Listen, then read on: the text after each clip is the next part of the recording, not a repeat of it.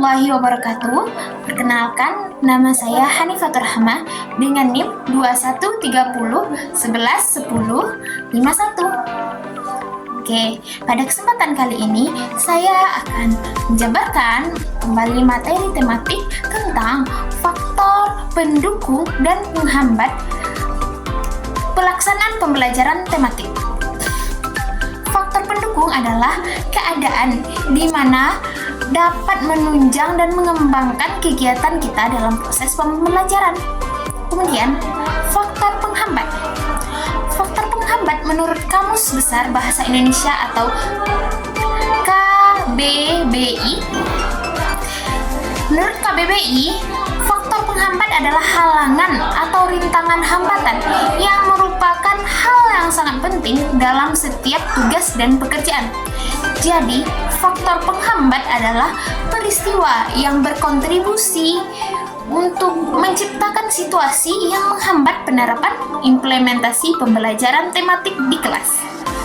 Kemudian, faktor pendukung dan penghambat pelaksanaan pembelajaran tematik bagi kita calon pendidik, yaitu guru. 1. Pertama, kurikulum yang mendukung akan adanya pembelajaran tematik tersebut memfasilitasi pembelajaran tematik dalam membantu guru dalam perencanaan dan pelaksanaan pembelajaran. Kedua, pembelajaran atau sumber belajar, ketersediaan sumber belajar yang relevan dengan tema dapat memperkaya pengalaman belajar siswa.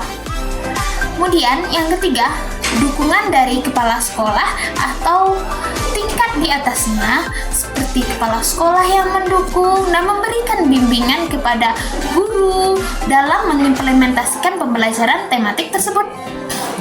Kemudian yang keempat adalah pelatihan guru tersebut. Ada pelatihan seperti seminar yang dapat berguna bagi guru untuk mengembangkan keterampilan dalam merancang dan menjalankan pembelajaran tematik.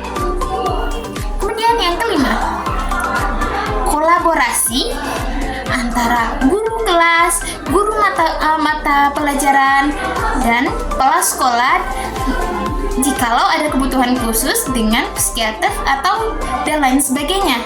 Kolaborasi ini untuk berbagi ide, pengalaman, rancangan, dan sumber daya dalam mengembangkan pembelajaran tematik dan menyelesaikan masalah dalam pembelajaran tematik.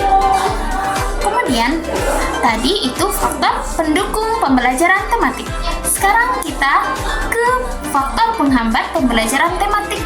Dalam pembelajaran tematik, ada faktor penghambat yang pertama yaitu keterbatasan waktu atau kurangnya waktu.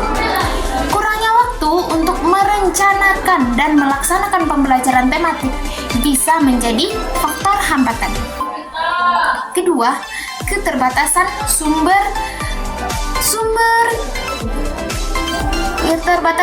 daya. Keterbatasan sumber daya seperti dana, buku, peralatan, sumber daya fisik yang dapat membatasi pelaksanaan pembelajaran tematik tersebut. Kemudian, yang ketiga, adanya beban kerja guru. Guru yang sering memiliki beban kerja yang padat dapat menghambat upaya untuk melaksanakan pembelajaran tematik tersebut. Kemudian yang keempat, penilaian yang telah dinilai guru terhadap siswa itu tidak cocok, sehingga penilaian yang tidak sesuai dengan pendekatan tematik, sesuai dengan karakter siswa, sehingga dapat menghambat pembelajaran tematik, sehingga tidak cocoklah pembelajaran tersebut dengan siswa tersebut. Kemudian yang kelima, ketidakpahaman stakeholder. Jika orang tua dan siswa tidak memahami konsep pembelajaran tematik, itu bisa menjadi faktor penghambat dalam pembelajaran tematik tersebut. Penting untuk mengidentifikasi faktor-faktor ini dalam konteks masing-masing sekolah berupa mengatasi hambatan beserta memaksimalkan faktor pendukung guna meningkatkan efektivitas dalam pembelajaran tematik. 8. Faktor yang menghambat yang kedua, faktor pendukung dan penghambat dalam pelaksanaan pembelajaran tematik bagi siswa juga memiliki pengaruh besar terhadap pengalaman belajar mereka. Beberapa faktor yang relevan seperti minat, motivasi siswa untuk belajar, meningkatkan motivasi terhadap pembelajaran tematik. Kemudian keterlibatan orang tua yang membantu dan membimbing siswa tersebut untuk mempelajari pembelajaran tersebut di rumah maupun mengerjakan tugas di rumah. Kemudian yang ketiga, lingkungan belajar yang mendukung.